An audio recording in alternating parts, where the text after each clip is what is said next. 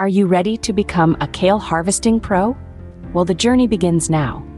Picture this. You're standing in your garden, the sun is shining, and in front of you is a robust kale plant, ready to be harvested. The first step to becoming a kale harvesting maestro is to ensure your kale is ripe for the picking.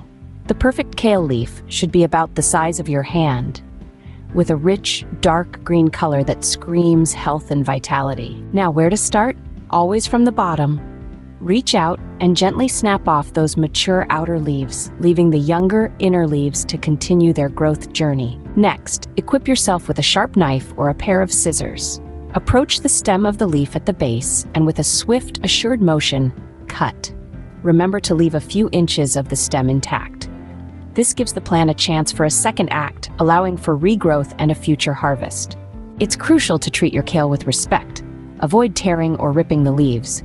This could cause damage to the plant and potentially hinder its future growth.